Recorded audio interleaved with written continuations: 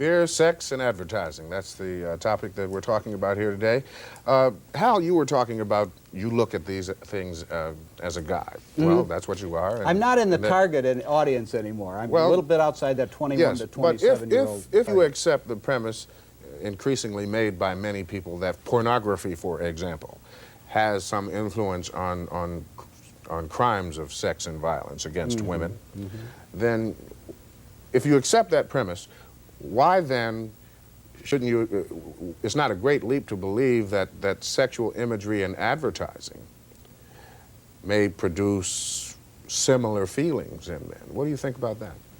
Oh, I don't think so. I mean, we see beautiful women and attractive women in ads for all kinds of products, not just for beer, but we see it for cosmetics, we see it for automobile, we see it for office equipment, we see it for airlines. Peanut butter, basically. Exactly. I mean, whatever. Precisely. We are exposed to the most beautiful women in the world every day of our lives in every kind of programming and for commercials on every kind of product. And Lori, is this reasonable to believe this has no effect on all of us guys in that target group who are watching it? Well, first of all, we're not talking about there being a problem with being beautiful or having attractive people on advertising. That's not the issue. What we're saying is that it's focusing on women as objects with no respect deserved. And, you know, the advertising industry talks out of both sides of its mouth. It says, well, these have no effect. They don't promote sexism. You know, people just watch these ads. There's no effect. But then at the same time, they're telling all these producers of products, spend billions of dollars on advertising because we can affect people's minds enough to buy the product. Now, which is it? Well, Lori, if I can respond to that, Ken. Go right ahead. Yeah, you were quoted in one of the national periodicals to say if a 30-second spot for Clorox can get you to buy the product when you're just going out the door and you see the ad, think what this ad that puts titillation and beard together can do. Yeah. Well, I think, Lori, that you fundamentally don't understand the fundamental purpose of advertising. That consumer going out the door is not going to be prompted to buy a bottle of Clorox, A, if she's got two bottles of Clorox already on her shelf, or B, if she never does any laundry, or B, if she doesn't laundry at home and doesn't use bleach. And only she would buy it, right? Exactly. Only somebody that is already using that particular category of product, all right? You didn't catch what I Lori, said. I hear what you're saying, Lori. What ought to be done about these commercials? What would you do if you had the final pen on the final page? What would you do? Well, if I was in the beer or the advertising industry, you know, I guess I would be a little embarrassed to have to keep using cleavage to sell products because that's been done to death. Is there a role for government here? You think should these ads be banned?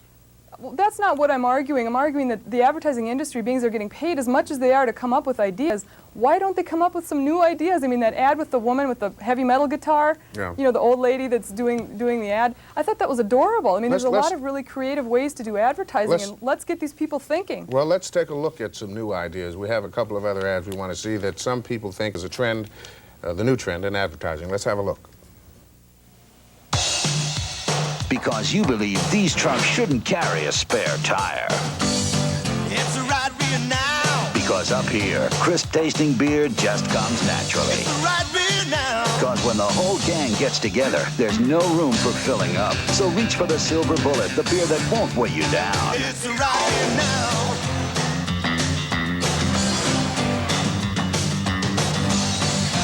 Cool as light. It's the right beer now. So I'm doing my sound check. Hello, hello, hello. And I hear this woman's voice. Crunch that last chord. I'll show you. She grabbed the guitar. And then she started rocking. No, I mean rocking. You're pretty good. Not.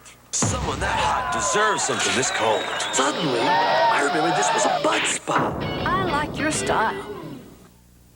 Now, of course, that last commercial is the one you mentioned, Lori. The first one, of course, has a lot of beefcake in it, and it shows guys as sex objects. I mean, is that an improvement? Is this progress? I'm not arguing that we should turn the tables and treat anybody like an object, but I think you got to keep in mind here that in this society, women are overwhelmingly seen as objects, that women are getting raped to the tune of, you know, millions a year, 10,000 women a year are getting killed by men every 15 And you think seconds. there's a relationship? There's a battery. Well, it's not I'm not saying that this is the only cause of this, but it creates and adds with all the other sources of hatred against women to promote a climate where women are disrespected, where women are not seen as full human beings, where women get paid less and sexually harassed and all the rest. And I'm saying they all join together, and everybody who creates a little bit of sexism is creating this whole environment for us to live in. And they've got to start taking responsibility for that. Well, how, you know, Lori mentioned earlier about how there are no Frito Banditos anymore, and there's certain things you can't do across lines of race. Well, does she have a point in that women still are fair game? There are things you obviously can't do across lines of race and ethnicity.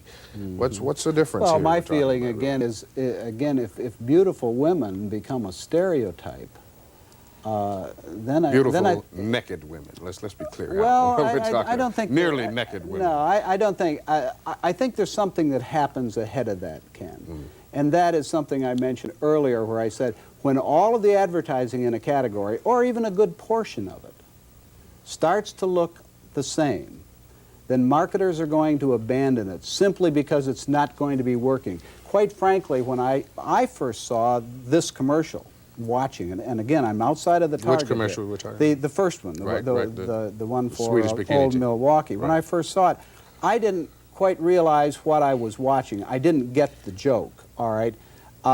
Maybe it's because I'm not in that particular audience segment, okay, but I didn't get it. And I didn't pay a whole lot of attention to it simply because, Most people to don't me, get it. a lot of beer advertising has become, there's a lot of look-alike beer advertising. Lori, we're going to give you the last word on this.